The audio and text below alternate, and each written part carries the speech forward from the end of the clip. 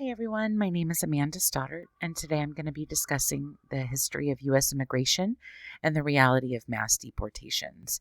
As you all know, we just had an election, and one of the major concerns for a lot of voters this year was immigration. It was something that Donald Trump campaigned on, the invasion that we were under at the southern border, how everyone that's coming is murderers and thieves, maybe a few good ones, but everybody else that's coming over the southern border are these criminals. This mass crime wave. Fox News has a whole section on their website dedicated to migrant crime.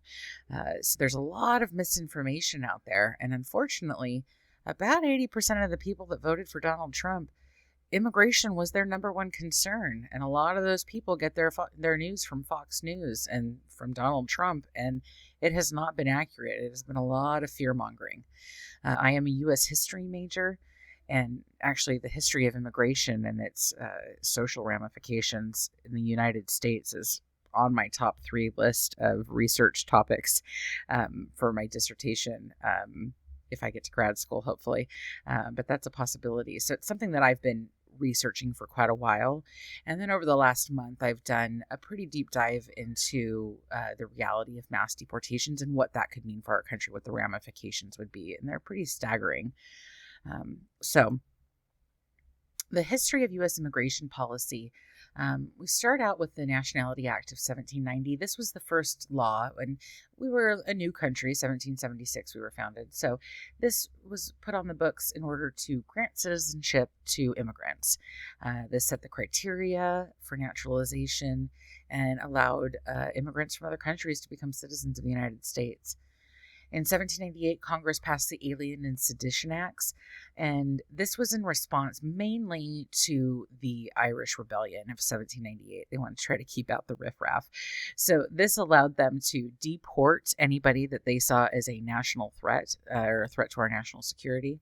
And it's also the law that FDR used as justification to sign Executive Order 9066.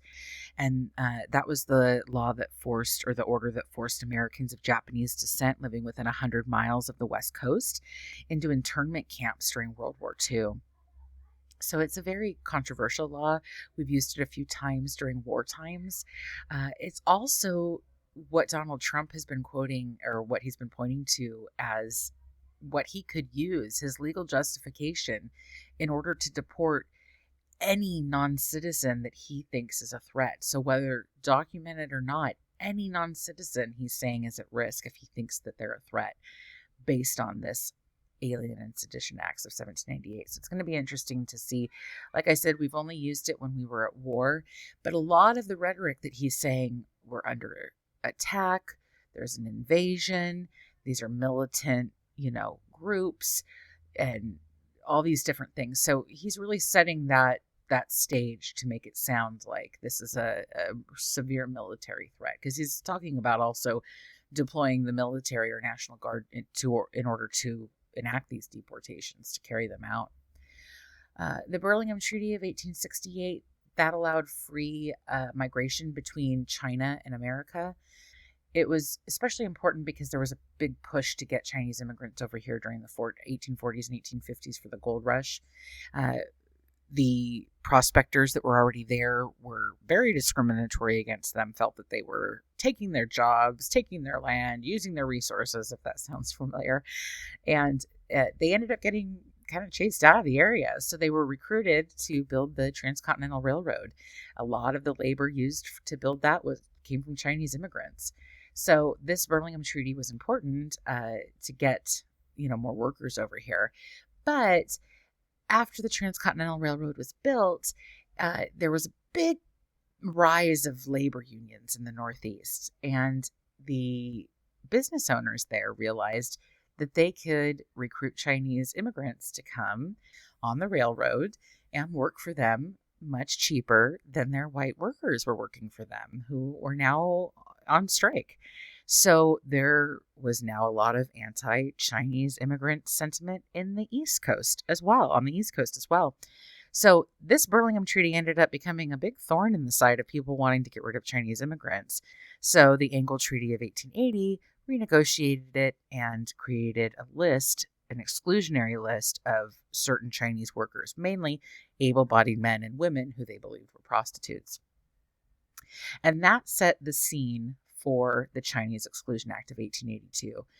That was the very first time that we excluded anybody, and it was based on race. This was a huge turning point in the ideology of immigration in America, and really went from establishing, up here we were giving citizenship, protecting our country, opening the doors for Chinese immigrants to come. And now all of a sudden we're saying no thank you to the Chinese immigrants and trying to exclude them from coming. The Immigration Act of 1882 obviously passed the same year. This further expanded the excluded list to include convicts, lunatics, and anyone that they thought might become a ward of the state or a burden on the state, right? They called them, quote unquote, a public charge. And that is still something that people can be excluded for today, as well as being a convict and lunatic. Those things are still in place. So I put this quote here. This is from the Statue of Liberty's inscription. It says, "Give me your tired, your poor, your huddled masses, yearning to breathe free, the wretched refuse of your teeming shore. Send these, the homeless, tempest-tossed, to me. I lift my lamp beside the golden door." And it's interesting to me, I found this very interesting since I first learned about the Chinese Exclusion Act in a history class a couple years ago. In New York in 1898, as the celebrations were underway dedicating the Statue of Liberty, there were a lot of Chinese immigrants there. This was 16 years after the Chinese Exclusion Act had been signed. So a lot of their brothers, their family members, their friends weren't allowed to come now. They were excluded. We had also, in that time, made it so that there were about 75,000 Chinese immigrants that had left the country, like to visit somewhere else, and they were stranded. They couldn't come back. So a lot of Chinese immigrants found it to, these celebrations for the Statue of Liberty to be almost a slap in the face. Give me your tired, your poor, your huddled masses, except for the Chinese. We tend to exclude a lot in America, and there's a lot of history for it there. A lot of history, you see. All right, so next we have the Immigration Act of 1891, and that further expanded the list of excluded people, and it also established a centralized immigration enforcement. Congress realized they couldn't do it all by themselves, so they established the Immigration Bureau that at the same time. Immigration Act of 1903 banned anarchists from coming into our country. The Immigration Act of 1917 created a barred zone, which covered the Middle East and Southeast Asia, and also established a literacy test in order to try to curtail some of the immigrants coming from Europe. Now, of course, we know at that time in 1917 that the wealthy would have been educated and able to pass those tests. So they were really trying to keep out the peasant class from Europe. We had enough, they felt, and they were trying to keep them out with that addition to the law. Next, we have the Immigration Act of 1924. This one made national quotas permanent. In 1921, there had been an emergency act to establish quotas, and these made them permanent. So it capped the total number of immigrants coming into our country from anywhere in the world. Total number that could come in per year was 150,000. It also made a 2% cap per country based on our 1890 census. So, for example, say in the 1890 census, these are just made up numbers I'm throwing out because it was easy math. But say, for example, in the 1890 census, there was 1 million immigrants from Ireland living in our country in 1890.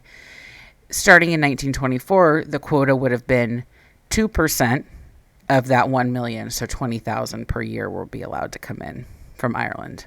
But there's only 150,000 total for the whole country that could come in, right? So it really did place a cap and a limit. And that was the first time that we started to limit the number of people that could come in. The Immigration and Nationality Act of 1952, the McCarran-Walter Act, ended racial restrictions on immigration, but kept the country of origin quota the same. So that quota that was established in 1924, it was kept with the 1952 Act. But that did end racial exclusion. The Chinese Exclusion Act went into effect in 1882. It was taken off it was abolished basically by FDR in 1943. China had been one of our top ally in the Pacific while we were fighting Japan, so that earned them the abolishment of that act. And then in 1952, we banned it from happening anymore from any other countries, because there were several other countries, Southeast Asia, that in 1917, that Immigration Act had barred people from the Middle East and Southeast Asia. So all of that was lifted with the 1952 edition. That same year, we also established the H-2 guest worker visa program, and that started to allow foreign farm workers to come in and work for the U.S. In 1942, we had started a Bracero program that brought farm workers from Mexico, but this allowed this came after that, after the Bracero program was starting to fade. And that is still in effect today. A lot of our agricultural workers come over on that H-2 guest worker visa program every year. So then the Immigration and Nationality Act of 1965, also called the Hart-Celler Act, that is the basis of what our immigration still looks like today. That set the foundation. We have added to it a little bit. We have, changed a little thing, a couple things here and there, but that is still the basis, the meat and potatoes of our immigration policy in America today. It established a system of preferences for immigrants. So immigrants that came over every year, it established a preference system. So it eliminated the quota system and replaced it with this preference system. That people coming in, getting green cards, being granted immigration, 75% of them would be for family reunification, meaning they already had somebody here. 20% would be for employment, and 5% would be refugees. They also capped immigration from within the Americas for the very first time. Up until 1965, immigration from North America, South America, Central America, that was allowed. Canada being North America, but there was no caps on that. There was no quotas on that. It was part of our continent, and they were still allowed to come in. So that 1965 law was the first one that capped that sort of immigration from happening, or capped it at a certain number per year. There have been two amendments to that 1965 law. One came in 1976, and that capped Western Hemisphere continents or countries at 20,000 immigrants per year allowed to come into our country. And then in 1978, that raised the worldwide cap of total immigrants at 290,000. So it raised it from 150 to 290,000. Today, we admit or we grant, green cards or immigration status to about 1 million people per year. Next, we have the Immigration Reform and Control Act of 1986. This was created to deal with unauthorized immigration, so undocumented immigrants that were here. It granted amnesty to establish residence and expanded the guest worker visa programs. It also increased border enforcement. The Deferred Action for Childhood Arrivals, or DACA, came in 2012, and that provided protection from deportation and also granted work and school authorization for undocumented immigrants that had been brought here as children prior to June of 2007. This says 2013. I just noticed it's actually 2014. The Deferred Action for Parents of Americans and Lawful Residents, or DAPA. That is the, kind of opposite there. This is for parents whose children are legal citizens of America or lawful residents. A lot of them, those are kids that have been born here to undocumented immigrants. This provides them, it doesn't provide them citizenship, doesn't provide them documents, but it does provide them legal protection from deportation while they're here as part of that program. And then in 2019, I have on here Trump's Muslim ban. This was the first time since that Chinese Exclusion Act, or excuse me, this is the first time since we got rid of racial quotas or racial exclusions in 1952. This was the first time of bringing that back. And this excluded citizens of Iran, Iraq, Libya, Somalia, Sudan, Syria, and Yemen from traveling or immigrating here. And it also banned refugees from those countries. Those were Iran, Iraq, Libya, Somalia, Sudan, Syria. Those are some pretty war-torn, even civil war-torn countries. So that was a big deal. It was a big news story when that happened. So this is just I try to be as brief as possible. I'm a historian who likes to talk. But that is a history of our U.S. immigration policy. So where does that leave us as far as immigration statistics today?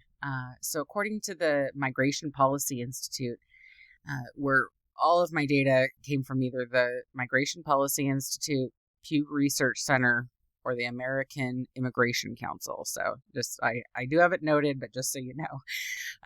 But according to the Migration Policy Institute, there are roughly 50 million immigrants in our country, and approximately 13 million of them are undocumented right now. And according to Pew Research, roughly 1 million immigrants are granted green cards each year. And this pie chart here, I just clipped it from them. It's a breakdown from fiscal year 2019 to show about how many, percentage-wise come in. About 69% are family-sponsored immigrants, 14% are coming for employment, 8% are refugees, 4%. That's a diversity visa program that was established a while back. That provides people who don't fit into those categories of family-sponsored, employment-based, or refugees. That allows them to go into this lottery, and a certain number are picked every year. Around 50,000 in 2019, it was 43,000, but that's around what it is. And then 6% there is other. I made this chart here. This is a breakdown of immigrants by type in the United States. So those 50 million immigrants that we have here, 49% of them are now naturalized citizens. 24% are here on as lawful permanent residents, green cards, permanent visas. This 23%, this section is the unauthorized or undocumented immigrants. And then up here, a small percent termed long-term non-immigrants. This is just a quick look at the H-1B visas or the H visas. So H-1B is high-skilled workers, H-2A is agricultural workers, H-4, if a family member has any of these other visas, then a spouse or a child under the age of 21, unmarried child under 21 can get one too. And then this is other service workers and other employment visas. So just to look at the visas that we're giving out, the temporary visas for workers to come in. So what are Americans' feelings about immigration, right? So this is Pew Research, and it's broken down Trump supporters versus Harris supporters. It's just how they had it. But it's interesting to see, this question is whether or not the U.S. government has control over illegal immigration. 66% of Trump supporters say little to no control. 40% of Harris supporters say little to no control. But based on the Department of Homeland Security and Border Patrol here, back in 2006, we had around 1.2 million undetected unlawful entries. That means people sneaking in and not being detained, not being detected. In 2006, it was 1.2 million. And you can see how it's trended way down. Now we have a tiny bump, but that's nowhere near 200,000 is nowhere near the 1.2 million. So we do definitely have control over our borders. So this perception that we have little to no control, 66% of Trump supporters say, as far as illegal immigrants go, that's actually categorically false, statistically false. So here's another look at what immigrants contribute or what they affect. This is on the left is undocumented immigrants. On the right is legal immigrants. And the two that I find the most interesting, the crime, 64% of all registered voters and 92% of Trump supporters believe that undocumented immigrants make crime worse in America. According to American Immigration Council's special report on Trump's mass deportation plan, immigrants are statistically much less likely to commit violent crimes than birthright citizens are. Not just here in America, all over the world, but that is true. So this idea that undocumented immigrants are going to contribute negatively, make crime worse. 92% of Trump supporters think that. It's actually statistically proven to be the opposite, that they are much less likely to commit crimes. The U.S. economy, registered voters across all, 56% say that undocumented immigrants make it worse. 85% of Trump supporters say that. But the reality, we'll see on these other slides, is that they contribute a lot to our finances, and removing them would hurt us a lot. And it seems that there's a much more negative view on undocumented versus documented. And really, besides, if their only crime is not having documentation, it seems like kind of a stretch to think they're that much worse of people than the ones that are documented. So here's some statistics of undocumented workers, what they contribute. 90% of undocumented immigrants are working age, 16 to 64, compared to just 61% of population that's U.S. born. We have a lot of baby boomers that are going to be retiring, and not a lot of workers to replace them. 30% of workers in major construction trades are undocumented. That means 1 in 3 roofers, stucco masons, drywall installers, ceiling tilers, plasterers. It's a big chunk to take out of our workforce. 20% of the graders and sorters in the agricultural industry are undocumented, and nearly a quarter of housekeeping workers are undocumented. 36% of undocumented workers own their own home, so mass deportations would displace approximately 1.6 million American homeowners. Approximately 1 million undocumented immigrants are entrepreneur business owners who generated $27.1 billion in income in 2022 and provide services and jobs to their small communities. That's a big chunk. If you take them out, that's going to hurt a lot.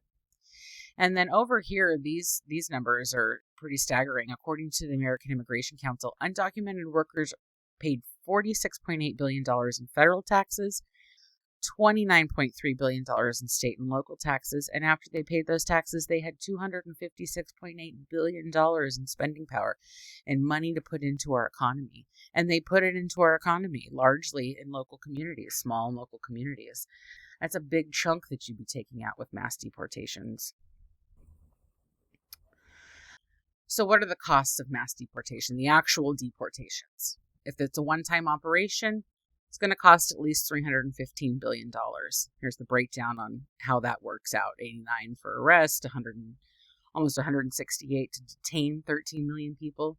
And just that alone, when you think about detaining 13 million people, America houses 25% of the world's prison population, which is staggering and a whole nother topic. But that accounts for 2 million people. 2 million people we house in our jails and prisons right now. And we talk about prison overcrowding and jail overcrowding. When you think about detaining 13 million people, that is staggering. That's almost 7 times what we have in prisons and jails right now. The infrastructure alone for that is just mind-boggling. It doesn't sound even remotely possible. This would also require the hiring of 220,000 to 409,000 ICE employees, which again is not possible. It's just not possible. If it were, we would have hired people already. 1 million per year over 10 years. That's one plan that's been floated. That's the other plan. That would cost at least $88 billion per year, totaling almost $968 billion over 10 years. Almost $1 trillion over 10 years to deport people. And that assumes that 20% of the undocumented immigrants leave on their own. Like, I'm not going to stick around for this and sit in your detention facility. I'm going to take off. And that would require, even if we just do 1 million per year over 10 years, we would still have to hire 30,000 new ICE agents. And that would make ICE the largest, by far, federal law enforcement agency. So those are staggering numbers. It just doesn't seem even remotely possible. This over here, all this came from, again, that special report on mass deportations from the American Immigration Council. And this I clipped from them as well, just to look at some of the different things that we could do with that money instead. If we go with the all of them at once plan, we could build 40,000 new elementary schools, 2.9 million new homes, fund Head Start for 79 years, pay full college tuition and expenses for 4 years for 4.3 million people at a private college or 8.9 million people at an in-state public college. That's a lot. That's a lot of people. You look down here, the $88 billion per year price tag if we do one per year. That's 4 times the budget of NASA, 3 times as much as we spend on child nutrition, and 18 times more than the entire world combined spends each year on cancer research. This is an astronomical amount of money that we're talking about. And not only is it an astronomical amount of money, the ramifications of removing all these people from our workforce, from our communities, from our economy would be crippling for the United States. This is a look at ramifications of mass deportations. This here has different jobs and industries that are affected by, or worked by undocumented immigrants, so would be heavily affected by mass deportations. I found this interesting over here. To deport 13.3 million undocumented immigrants in one single event would require ICE to increase their annual removal flights by 47,000%. Again, this is just something that can't happen. It's just not feasible. And this last one here, this is just another, just a little bit more. Mass deportations would separate 4 million mixed status families, and also would cause our GDP to decrease between 4.2 and 6.8%, which translates to approximately 1.1 trillion and 1.7 trillion dollars per year. And just for comparison, I've put here, they've noted in the research as well, the GDP shrank by 4.3% and to cause the Great Recession of 2008. So when our economy crashed in 2008 and we had the Great Recession, our GDP shrank by 4.3% to cause that. So when you look at this 4.2 to 6.8%, this would put us into a recession worse than 2008. And when you look up here at this Pew Research study, mass deportations of immigrants living in the country illegally, 88% of Trump supporters support that. Improving security along the country's borders, 96% of Trump supporters, 80% of Harris supporters. Like we've said, they are secure. They are much more secure than they were 20 years ago. So just something that's really interesting. There's a lot of misinformation, a lot of talk about mass deportations, a lot of talk about undocumented immigrants. So it's just really important to make sure that we are getting the information and doing the research to make sure that we have all the facts. So hopefully this opened your eyes a little bit on immigration and the statistics and the data behind it. A lot of us have interpretations and feelings and opinions on things without really looking into what it is, what the facts are, what the statistics are. So hopefully you enjoyed this and learned something new today. Thanks so much.